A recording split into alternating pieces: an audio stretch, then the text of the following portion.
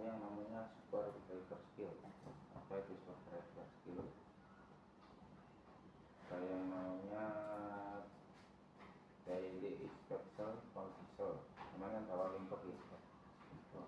Ada yang namanya pengecekan kendaraan, itu halo, B-nya bodi dan ban, A-nya air, L-nya listrik, O-nya oli, A-nya kelengkapan dan kertas. Untuk pengecekan setiap hari sama sebelum keberangkatan, bodi dan ban, perusahaan bodi, tekanan ban, kondisi wiper dan kaca. Untuk pengecekan mingguan, periksa secara teliti kondisi ban. Untuk bulanan, periksa kondisi karet wiper. Untuk A-nya air, untuk tiap harinya periksa air radiator. Untuk mingguan periksa air wiper. Untuk bulanan periksa kebocoran sambungan-sambungan. L-nya listrik, untuk pemeriksaan harian periksa lampu-lampu. Mingguan periksa sambungan aki dan acu. Untuk bulanan periksa air aki dan acu. O-nya oli. Untuk harian periksa tetesan atau kebocoran di bawah kendaraan. Untuk mingguan cek level oli mesin. Untuk bulanan cek level oli gardan atau oli rem. Sebelum berangkat sama juga harus melihat kelengkapan dan kertas seperti B3K, kunci dan dompet, alat pemadam api, SIM dan surat-surat kendaraan, KIR, IBM, STNK, segitiga pengaman dan ban serep, Pak. Ya. Ada yang namanya defensive briefing, Pak, di sini.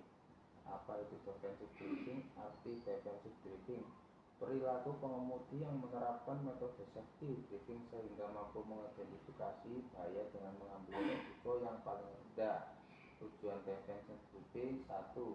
Tidak menjadi penyebab kecelakaan. 2. Tidak menjadi pemicu kecelakaan. 3. Tidak terlibat dalam kecelakaan, Pak. Ini adalah contoh potensi kecelakaan, Pak, seperti dataran tinggi, dataran rendah,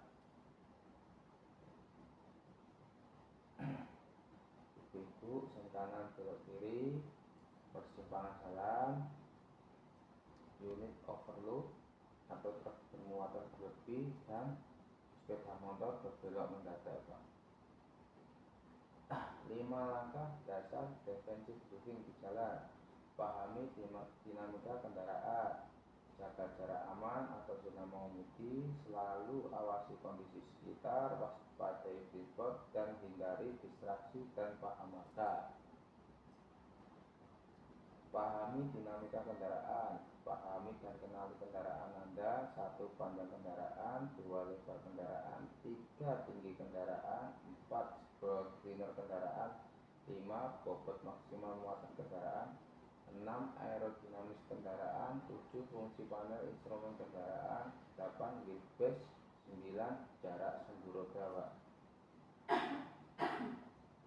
Jaga jarak aman zona mengemudi: zona melihat, zona analisa, zona reaksi.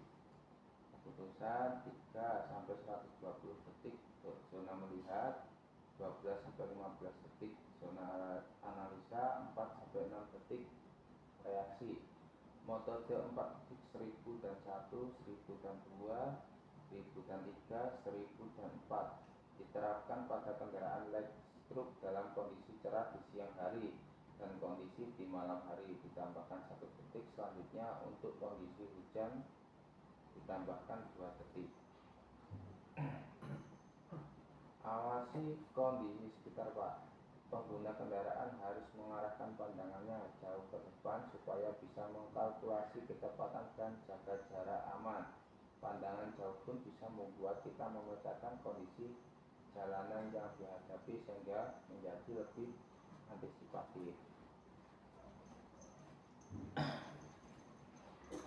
Waspadai blind spot. Blind spot adalah titik di mana kondisi sekitar kendaraan sendiri atau kendaraan lain tak terpantau jangkauan mata dan kaca spion. Cek kaca spion setiap 5 sampai 8 detik sekali, terutama sebelum melakukan manuver. Hindari distraksi dan pengalaman. Distraksi atau gangguan saat mengemudi bisa berbentuk menggunakan telepon genggam, makan dan minum, mengobrol, menghati saluran radio, mengecek peta, sampai mengantuk atau masuk. Bukan cuma demi keamanan, teknik ini juga bakal meningkatkan efisiensi konsumsi bahan bakar kendaraan hingga 3%, Pak. Di sini ada beberapa larangan, Pak. 1. Dilarang bermain HP saat mengemudi, ya. Terus 2. Merokok saat mengemudi. 3. Makan saat mengemudi. 4. Minum saat mengemudi, ya. Bisa dimengerti, Pak?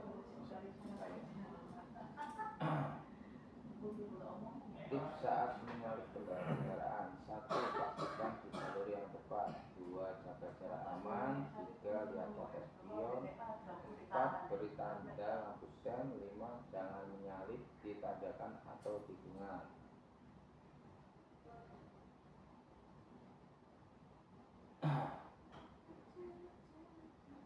Tips saat mengemudi. Memegang kemudi yang benar dapat mengurangi cedera pada jari tangan Anda. Tangan kiri memegang setir di arah jarum jam 9, tangan kanan memegang setir di arah jam 3. Pastikan safety belt terpasang dengan benar untuk keselamatan. Tips saat turunan. Utamakan terlebih dahulu kendaraan yang sedang menanjak. Hal ini sesuai dengan Undang-Undang Nomor 22 atau sampai 2009 Pasal 111. Menempatkan posisi gigi yang lebih rendah untuk menahan laju kendaraan pada jalan menurun. Sebagai prinsip menggunakan engine brake. Namun perpindahan gigi jangan dilakukan